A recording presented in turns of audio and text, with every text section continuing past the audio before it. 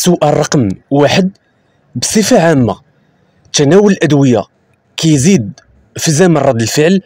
صحيح الإجابة واحد، خطأ إجابة جوج. إجابة صحيحة هي الإجابة رقم واحد. هنا بصفة عامة تناول الأدوية راه كيزيد في زمن رد الفعل، يعني جميع الأدوية أو بصفة عامة الأدوية كتكون فيهم واحد المادة اللي كتخلي السائق الحركة ديالو تكون ثقيلة. إذا بصفة عامة تناول الأدوية راه كتزيد في زمن رد الفعل. إذا صحيح الإجابة واحد. السؤال رقم جوج: هاد العلامة كتشير الاتجاه اللي واجب عليا ناخذ؟ نعم الإجابة واحد، لا الإجابة جوج. نشغل المؤشر تغيير اتجاه؟ نعم الإجابة ثلاثة، لا الإجابة أربعة.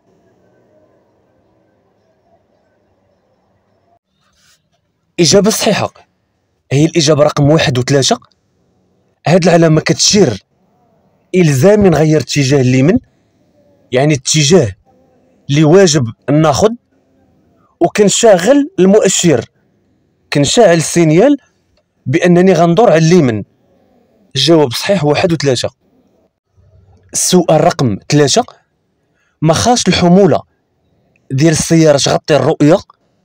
نعم الإجابة واحد، لا الإجابة جوج.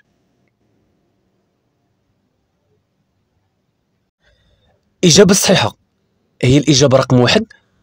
هنا الحمولة راه ما خاصهاش تغطي الرؤية. الحمولة اللي كنوضع في الخلف راه خاصني نقادها مزيان باش ما تغطيش عليا الرؤية. إجابة واحد. إذا ما خاصش الحمولة ديال السيارة تغطي الرؤية. السؤال رقم أربعة: بعد هاد العلامة ممنوع التوقف على طول الرصيف؟ نعم الإجابة واحد، لا الإجابة جوج.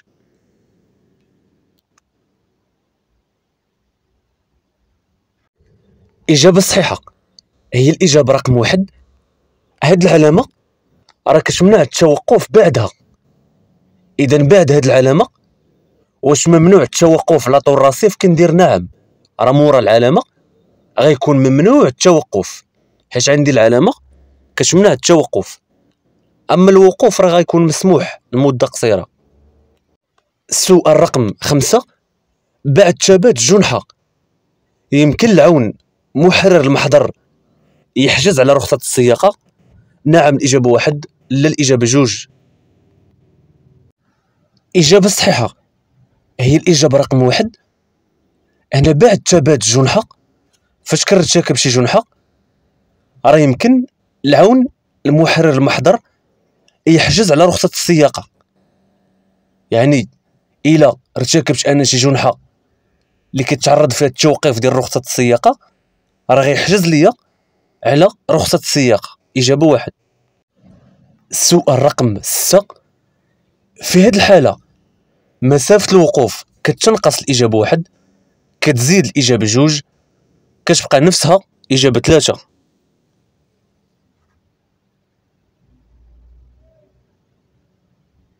إجابة صحيحة هي الإجابة رقم جوج.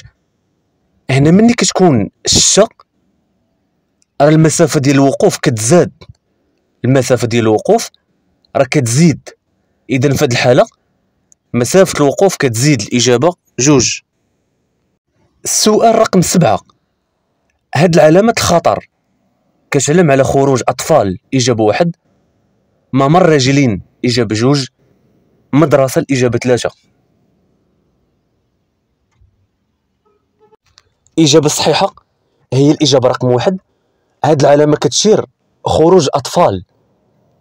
العلامة ديال الراجلين كتكون علامة وفيها غير راجل واحد وفيها ممر راجلين، إذا العلامة كتقول أطفال. إجابة واحد. السؤال رقم 8: هاد العلامات كتجبرني نتابع السير للأمام؟ صحيح إجابة واحد، خطأ إجابة جوج.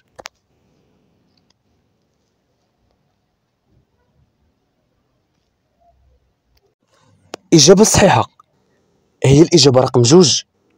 هنا بالنسبة لهذوك العلامات الزرق ديال الإجبار كيجبروني ندور على اليمين، والعلامة ديال الإرشاد غير كتقول لي الا بغيت نمشي لخريبكا او الدار البيضاء راه طريق السيار غناخدها في القدام، غير ديال الارشاد، يعني ماشي اجباري نتابع السير الامام.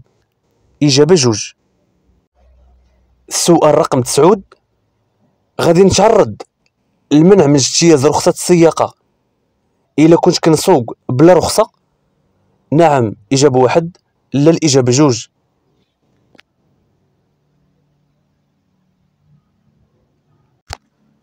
اجابة صحيحة هي الاجابة رقم 1. هنا واش غادي نتعرض للمنع من اجتياز رخصة السياقة الا كنسوق بلا رخصة؟ نعم. الا كنسوق بلا رخصة راه كنتعرض لغرامة من 2000 درهم ل 4000 درهم، وكنتمنع من اجتياز رخصة السياقة لمدة ديال 3 شهور. اذا في هذه الحالة راني غادي نتعرض للمنع من اجتياز رخصة السياقة الا كنسوق بلا رخصة. وشحال ديال المدة؟ قلنا 3 شهور. السؤال رقم 10، ملي كيكون الازدحام كنلوت كثر؟ نعم الاجابة 1، لا الاجابة 2. كنستهلك الوقود اكثر؟ نعم الاجابة 3، لا الاجابة 4. اجابة صحيحة هي الاجابة رقم 1 و3. ملي كيكون الازدحام في الطريق السيارة كتستهلك الوقود لان كتبقى واقفة المحرك ديالها خدام وكتلوت، كيولي التلوث. اذا ملي كيكون الازدحام السيارة كتستهلك الوقود كثر وكتلوث اكثر. السؤال رقم 11، سياقة مركبة بشهادة الفحص التقني مزورة تؤدي الى توقيف المركبة؟ الاجابة 1. حجز المركبة؟ الاجابة 2.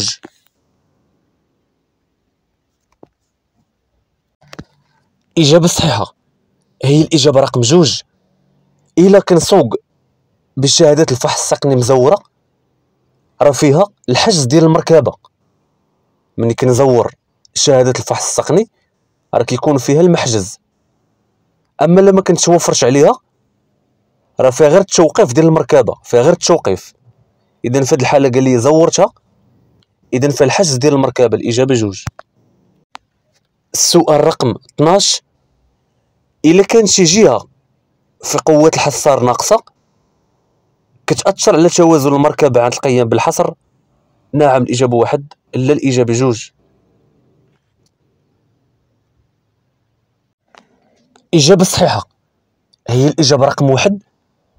إلا كانت شي جهة في قوة الحصار ناقصة، يعني إلا كانت شي جهة ما كتشدش مزيان ديال الفران، راه فاش كنفراني على الخطر راه السيارة ما كتوقفش مقادة، يعني التوازن ديالها ما تيكونش مقاد.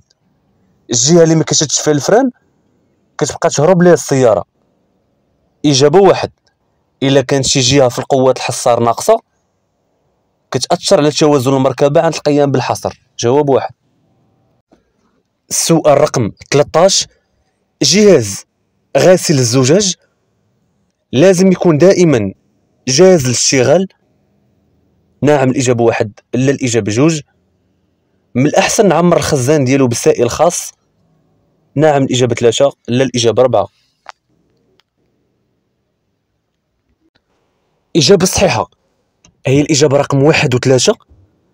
جهاز غاسل الزجاج لازم ديما يكون خدام، يعني سوي كلاص ضروري كيكون خدام، ومن الأحسن نعمر الخزان ديالو بسائل خاص. يعني الإجابة الصحيحة 1 و3. السؤال رقم 14، منفذ الخروج اللي جاي كاين على بعد حوالي 33 كيلومتر؟ الإجابة 1. 106 كيلومتر؟ الإجابة 2. 146 كيلومتر؟ الإجابة 3. إجابة صحيحة هي الإجابة رقم 1. هنا عندي 3 ديال الخرجات، عندي الرباط مازال لي 146 كيلومتر، قنيطرة مازال لي 106، مولاي بوسلهام مازال لي 33 كيلومتر. يعني أول منفذ الخروج كاين على بعد حوالي 33 كيلومتر. إجابة 1. السؤال 15، هاد العلامة كتعلن على منحدر خطير الإجابة 1، عقبة حادة الإجابة 2، طريق جبلية إجابة 3.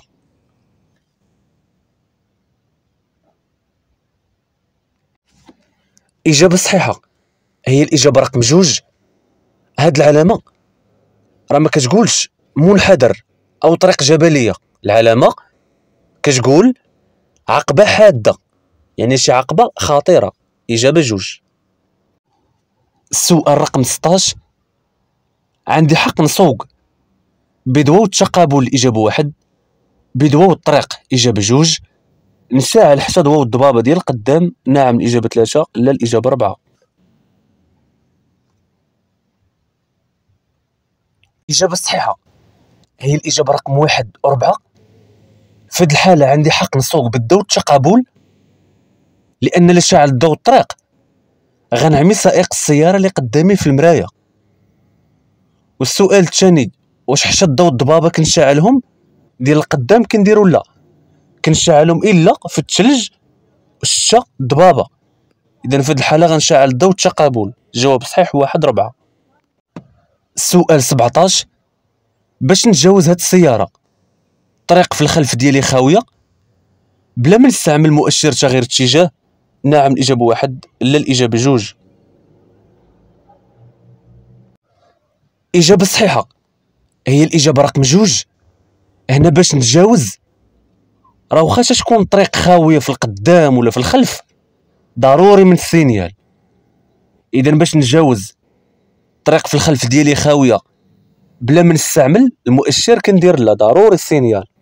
السؤال رقم 18، هاد العلامة واش كتعتبر من علامات الخطر، نعم الإجابة 1 لا الإجابة 2.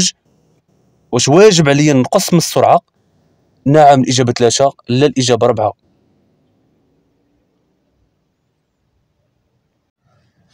إجابة صحيحة 2 و3. هاد العلامة راه من علامات الإرشاد ماشي من علامات الخطر. إذا السؤال قال لي واش هاد العلامة من علامات الخطر كندير لا، راه علامة الإرشاد، وضروري كنقص السرعة لأن عندي راجلين ممر راجلين. السؤال 19، هاد العلامة واش كتمنع التجاوز على الشاحنات، نعم الإجابة 1 لا الإجابة 2.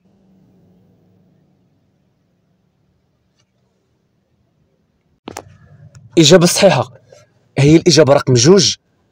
بالنسبة لهاد العلامة راه ما كتمنعش التجاوز على الشاحنات، راه كتمنع عليهم المسلك الرابع. أما المسلك الثاني ولا الثالث راه ممكن يدوزوا ليه يتجاوزوا فيه. إذا هاد العلامة واش كتمنع التجاوز على الشاحنات كنديروا لا، أين حالة ممنوع عليهم إلا كانت الدائرة الحمراء في المسلك الثاني. السؤال رقم 20، بعد 5 سنين من التاريخ الأول الشروع في الاستخدام كيتم تجديد المراقبة التقنية الدورية كل عام الإجابة 1، كل عامين إجابة 2، كل 5 سنين الإجابة 3. إجابة صحيحة هي الإجابة رقم 1. هنا السيارة ملي كتفوت 5 سنين، يعني بعد 5 سنين من التاريخ الأول للشروع في الاستخدام، ملي كتفوت 5 سنين راه الفحص كيبقى يتجدد كل سنة كل عام. إجابة صحيحة هي الإجابة رقم 1.